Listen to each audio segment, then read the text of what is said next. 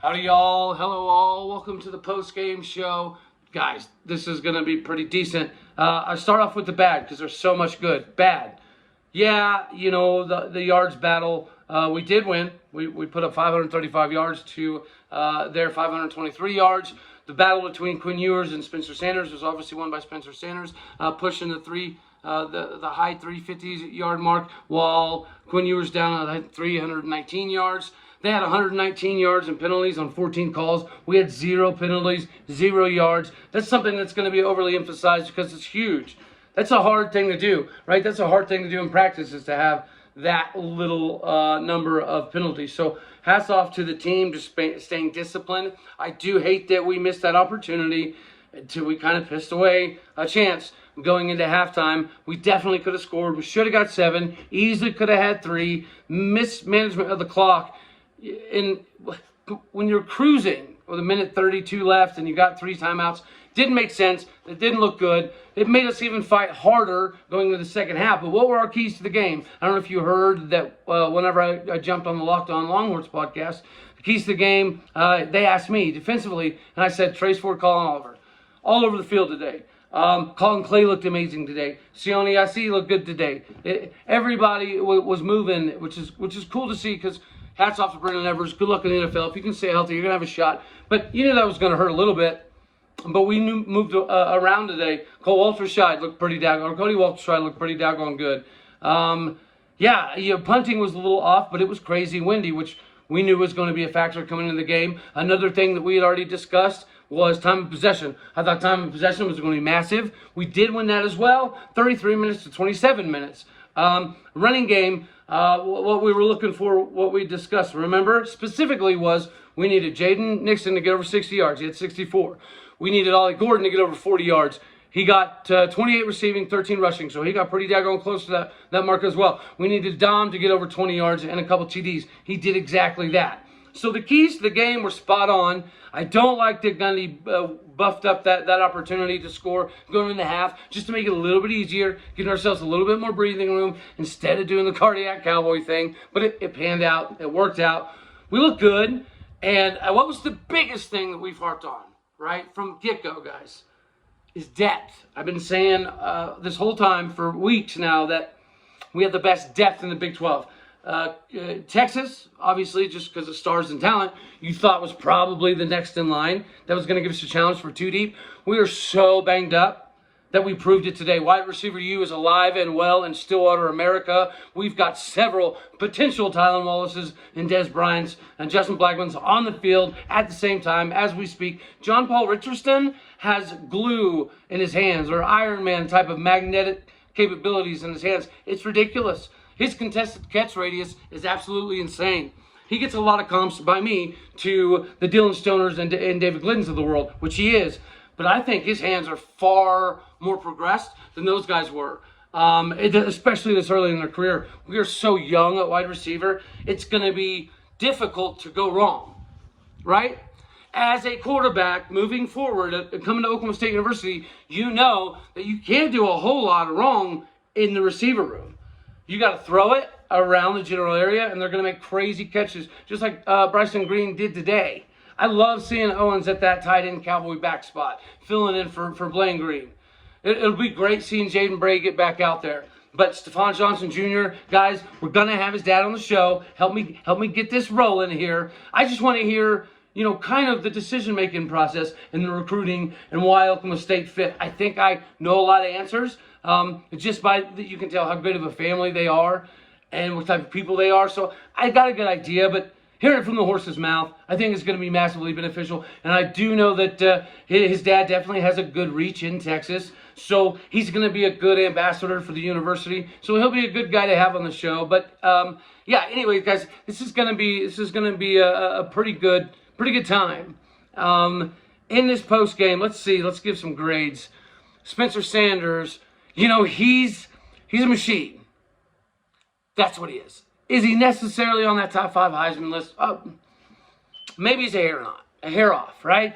But as far as being a leader and a winner and a gamer, guys, the talk has been all about Gunnar Gundy potentially playing. Even by me, I'll admit, yeah, that's what it looked like. But Spencer is he's an animal, guys. He is what it is. He is what he is. He is getting better. He's clearly the leader of the team. We go as he goes. Remember 07 Todd Reesing with Kansas. He was kind of that general. I think Spencer is that. The running game did what we needed it to today. Young wide receiver stepped up tremendously. Derek Mason, hats off. Great job. Phenomenal adjustments in the second half. We literally shut them down. Bijan Robinson is a first to second round pick. Everybody knows that. Not going to be questioned. He showed it today. Roschon Johnson is an animal. He'll probably be like a third round pick. You know what I mean? They're loaded all over the place. I think Bar Muhammad had a really good game, especially considering the fact we have a lot of injuries out on the corners. So he had to do a shift over to safety, which I don't think he's ever really done. Definitely not here at Oklahoma State. Maybe in practice, I'm not sure, but he did fairly seamlessly. And so the defense overall, guys, you got to give them a B-, B+. They played a really good game. Spencer Sanders, I'll give him a B-, C+ range, right? Maybe I'm being too critical. Wide receiver core, I'm going to give you an A-, absolutely. D-line, A-, B+, right? Didn't show up in the sacks per se, but we were pushing their O-line in the second half back a lot. Trace Ford was a key. Colin Oliver was a key. Daniels had the big pick to seal it up at the end there. Jason Taylor does what he does. He loves playing against Texas. Kind of like Spencer hates playing against Baylor typically. Jason Taylor loves playing against Texas. So he had a phenomenal game. We look good.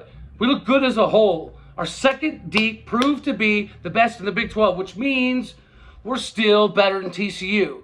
We shot ourselves in the foot. Gunny did say, I've heard him mention twice now, that we made some coaching errors and got essentially outcoached to lose to TCU. I hope that he's as phenomenal as we all believe he is, and he's thinking introspectively, even though it does irk me that it's happened so many times. But if he sees that, and we were a little bit more aggressive today, play calling was a little bit more open today, it was good to see. Other than special teams, it was the first time our special teams got beat up today, but we'll fix it. Not a problem. We got the dub. We're on the downside of the schedule. It'll be interesting to see how this K-State game shakes out. Guys, right now, going into this K-State game, and K-State's kind of, obviously controlling, we'd be 7-1 if K-State won. So we're 6-1 on my picks today. We're obviously not done, but we're having a good day. We're having a good time. My prediction was 32-29, 31-29 maybe. And the score was 41-34, so we're not too far off there. We're doing good. We're over here making money. This is beautiful. I'm glad that we showed up, punched Texas in the mouth over and over and over. There was pretty good sportsmanship, so no issues there. The crowd was phenomenal. Great job, guys. Great job. It's been a while since we forced that many false starts and just massive confusion. They had times, so the tackles and stuff, before, if they don't get down or get a three-point stance, they can stand back up and kind of view over to the sideline and see what the play call changing and whatever. Well, guards aren't supposed to really do that once they get in three-point stance. At one point in time, Texas was so confused, they were doing a little bit of both. It was like musical chairs, but out of confusion. So the crowd did phenomenal. It's amazing. It's cool to see BPS get sold out constantly. This is cool to see. Colin Clay did good. Sione Asi did good. Colin Oliver obviously did good. Trace Ford did good. Kendall Daniels played well. Sean Michael Flanagan made a couple good plays. Secondary played very, very well. Even rotating young guys in. We handled depth. We handled rotations. We kept Quinn Ewers on his heels, especially a lot in the second half. It was an all-around good performance, right? You got to give hats off. Gundy was a little bit more aggressive, other than that issue kind of going into halftime. But what we had talked about going into the game is precisely what ended up happening. Guys, I appreciate the feedback, appreciate the comments. I love that I got people on multiple avenues and multiple types of platforms now asking me to get content out. So we're growing. This is flipping awesome. We're being accurate, guys. This is how we grow the channels. You got to help me grow the channel by this credibility that we're bringing to the forefront. It's big time for the university. It's big time for us to have just this knowledge. It does nothing but benefit, right? We'll break down some more things later in the week. Obviously, follow my Locked On Oklahoma State stuff that I've got launched. Catch me tomorrow. I'll kind of keep everybody updated on Twitter and whatnot when I'm going to go on with the Locked On Texas Longhorns post-game report tomorrow. I'm going to cover a lot of things from a statistical perspective. Again, we won time of possession, massive. Trace Ford, Colin Oliver had to be big games, did it. We had to control the running game, and we had to have each back kind of in a stair-step level, get to certain marks for us to win. We did all that as well. The wide receiver core, they stepped up massive after last week having some dropsies. I guess you could say it's kind of true. Our backups at receiver are more talented than some of our starters were. But what is Gundy? Love him or hate him, and he's both, right? I love him 90% of the time. That 10% that he conserves his way, blah, blah, blah. But the things that he does with recruits and bringing these players up and giving the nod to seniority, Dom's going to keep getting reps because he's put in his time. Ollie Gordon's going to do the same thing, and it's going to equal massive amounts of success. The Thunder and Lightning thing, we have a Jaden Nixon mixing, and nobody's really even talked about the fact that we got C.J. Brown waiting in the wings. Zach Middleton got a couple carries, fast little lightning bug of an Okie. This is all good.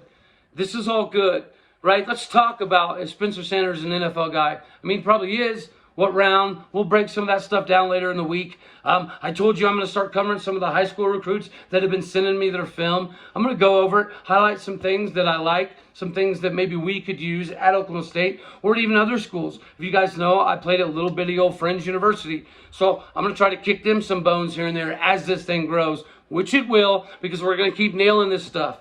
Our picks are good. Our predictions are good. What we're looking for is good. The game plan was a little off to me. I thought we would go a little bit more like Wildcatty, but we did air it out a decent amount. An ode to Spencer, showing how tough he is, telling people, or like even me, that say, hey, we're going to slow the game down, which we did. We controlled time of possession, but we are also not afraid to let it rip. And we look good doing it. Wide receiving core, again, goodness me. Defense, good job. Gundy, you're a little bit more aggressive in that second half, and it shows. Is it funny that did we not talk about? I thought I'd catch some heat by saying, isn't it better for us to get down by 10 than up by 20? It's scarier if we're up by 20 because we do that, oh crap, can we hold on and win thing. When we're down in the fourth quarter, third or second half, even look at Notre Dame or Texas last year. Put us down in the second half. Let us rip, let us ride, let us run. Even better than last year. But if we get a lead and we go into that protect mode, it's so scary. I'd much rather be down 10, 14 points. And it's working for us. So I love, getting them to a big league and dominating stats, but I hate the slowdown, trying to wait game after that. This, although this is the cardiac cowboy way, it's much more intense. We're better coming back and letting her rip than we are trying to hold and conserve. I don't know why we just are. Well, I do know why to some degree. It has something to do with like hog mollies per se up front. But yeah, we look good. The whole D-line did what they were supposed to do. It was a good team effort today. Good team effort. Yeah, so guys, tune in to the Locked On Oklahoma State. Stay tuned here as well. I'm going to have content coming here again with the high school stuff and the historical stuff and the NFL comps. And we're going to get into some of the potential, what I think could be draft picks coming up down the line here. We're going to just, we're going to keep going after all of it, guys. I love you all. God bless. Go Pokes, go K-State. That puts you. That presents the driver's seat for the Big 12 race. I love it. It's always good to get a dub against Texas. Tune in, guys. We're gonna keep this thing going. It's going too dang good. Thank you to you guys. Like it, please. Share it. Subscribe it. Comment. It's crazy. I didn't think you'd ever have to ask for that stuff, but you do because people do get complacent. They like your video and keep rolling. Like it, love it, share it, comment. Help me out, guys. Come on. We're going to grow all of these platforms. God bless. Go Pokes. Later.